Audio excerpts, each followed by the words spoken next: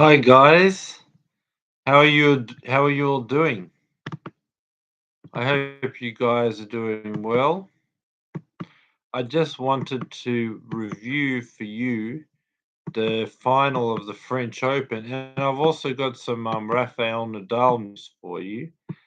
I'll be doing the in a couple of days. I'll be previewing the French Open, so that's really my one of my big videos for the year, previewing the big four, previewing the four Grand Slams. So one of those four is coming up right now.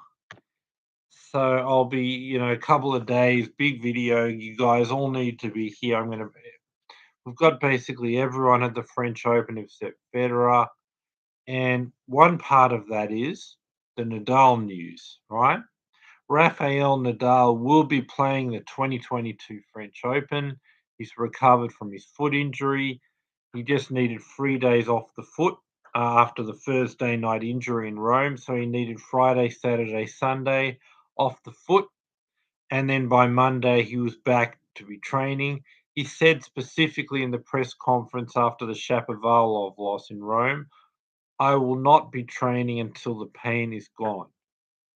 And that's the best thing to do, even if like the 12 days between his last match at Rome and first round of the French Open, even if you have to have all 12 days off the foot and no training, because you got your 5 matches before the 12 days off, and you can build into the tournament, and the first round's an easy match that you can use as a practice match, right? So you're better off having the complete 12 days off your foot and get it to 100%, and now you can play the French Open 100% fitness. That's the most important thing. And even without the practice sessions, you still got the 5 matches. It's still the French Open where you're great. And if you're healthy for the French Open, you've got a great chance. So that was the thing. Don't train or do anything until your foot is perfect, and use all 12 days off if you need to. And he said that he wanted to do that. He said, I've got to stop practicing and not practice again until the pain is gone. Well, the good news is it only took 3 days off after the Thursday night, Friday, Saturday, Sunday off. And then by Monday, Nadal was 100%.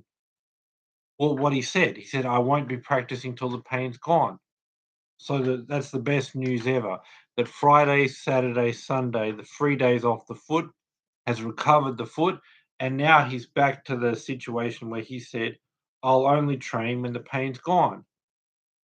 So if he's training on Monday, that must mean the pain is gone. So that's great. So he's ahead of schedule. He only needed to stop training for 3 days, and that was enough to fix the problem.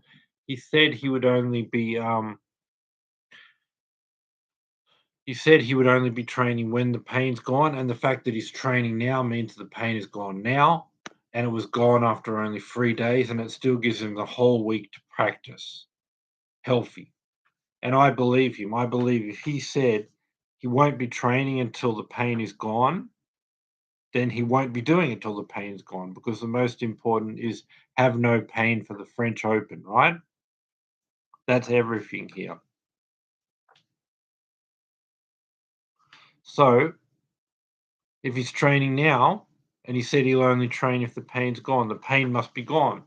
And the fact that he could get rid of the pain in only 3 days, and now he can practice at 100% or close to it, and still have 7 days of practice before the French Open, and he's healed well before the French Open, and he's got no pain already 7 days before the French Open.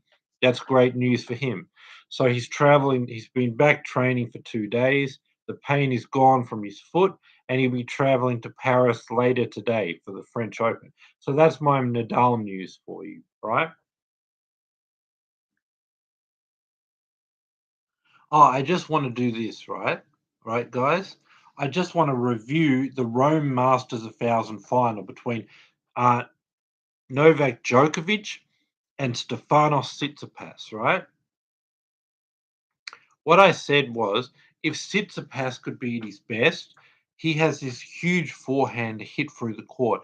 He can push Djokovic around, boss Djokovic around and overpower him. Djokovic doesn't have that same ability of a huge, big shot with time to set up on a slow clay court that he can just hammer the ball through this slow clay court, hammer the ball through any defender, and push guys around and overpower them. He doesn't have that.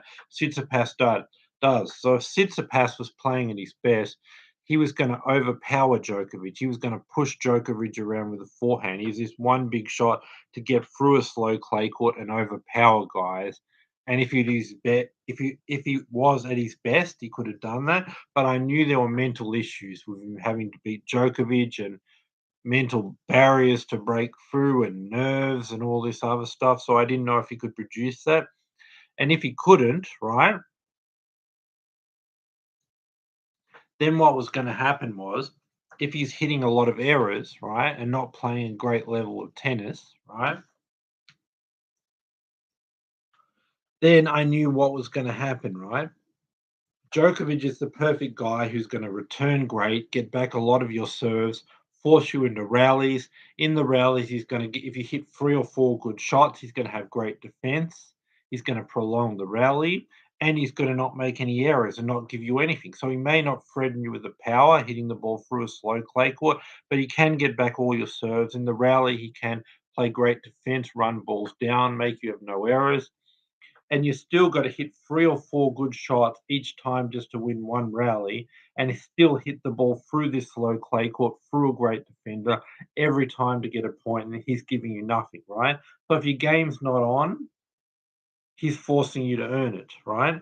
And if you're going to make errors, he's going to do everything to abstract the errors by getting back your serve, forcing you into rallies, playing great defense, giving you no errors, making you win the point, and then it's harder to end points on clay.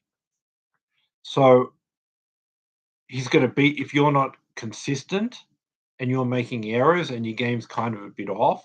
He's going to expose you, and you're going to hit a whole ton of errors. Um, the fact that he's going to, even when you hit good serves, they're coming back. Even when you hit good shots in the rallies, they're coming back. He's making no errors. So if your game's a bit off and you're hitting errors, you're going to be exposed, and Djokovic is just going to beat you with your consistency. So that's what did happen.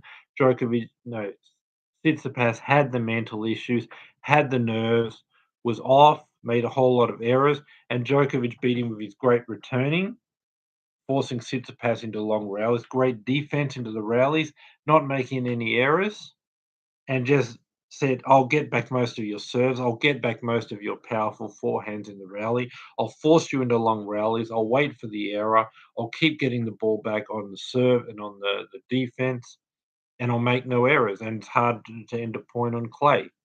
So if you're not consistent and you're making any errors at all, I'm going to expose you. And that's exactly what happened. Tsitsipas was a bit off.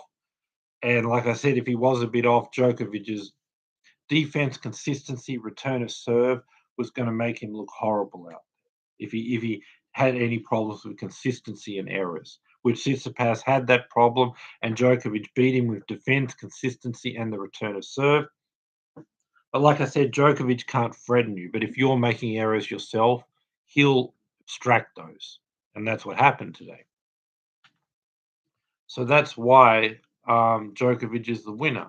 But even though I basically said, okay, Djokovic just won with consistency in defense and getting back the serves and waiting for errors, and it was Tsitsipas's errors that lost the game and won it for Djokovic. The one attacking part of the game that Djokovic did do well is the return of serve. He kept attacking it, letting the ball land right on the back line. Tsitsipas struggled to get these return of serves landing on his feet. He either didn't get them back or got them back as a short ball. So now it's a short ball. Djokovic on the next shot has a chance to get inside the court. And even though he usually doesn't have the power to hit for a clay court, because he's now standing, moved up halfway to the net, he's in the middle of the court.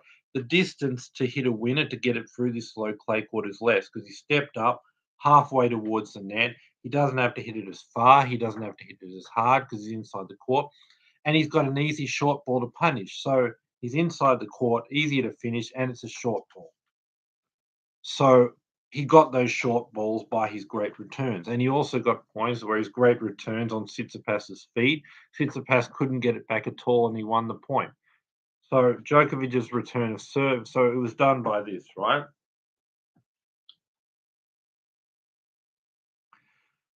Djokovic's consistency, not making any errors in the rallies, right? Djokovic's defense. Sorry, guys. Just drinking some water right before this. Djokovic's consistency, Djokovic's defense, and to just wait for errors and give you guy nothing and get back every ball. Djokovic getting back every serve. Then Djokovic's great return of serves at the feet, Tsitsipas not being able to handle it. When he could handle it, giving a short ball and giving Djokovic complete control of the rally. Then when Djokovic is moving Tsitsipas around the court, even if he doesn't have the power to finish the court, when you're moving a big guy around who's not great defense, just left, right, I'm pushing the ball left, I'm pushing the ball right. I might not have a huge amount of power to win the point, but they're just long rallies with the big guy off balance, moving around, exposed for his lack of movement. And yes, Djokovic may not be ending the point with power, but he doesn't need to because the defense, his ball might be going through the court slower, but Tsitsipas's defense is much slower than a Nadal or Alcaraz. So all he needs to do is get control of the point, move him around, expose the lack of movement, and not really necessarily try to end the point with a big shot. Because Tsitsipas's defense isn't big good enough, he'll wear him down. And he got the control of the point with a great return of serving. He also served pretty well too, but great returns, moving Tsitsipas around, and then the rest of the time beating with consistency and defense and getting the return of serve and making no errors and the defense and getting back most of Tsitsipas's good first serves and then great deep returning.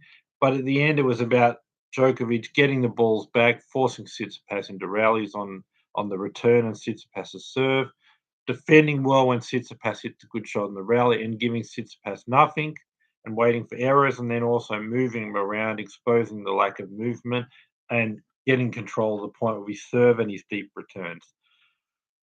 So there you go. There you go, guys.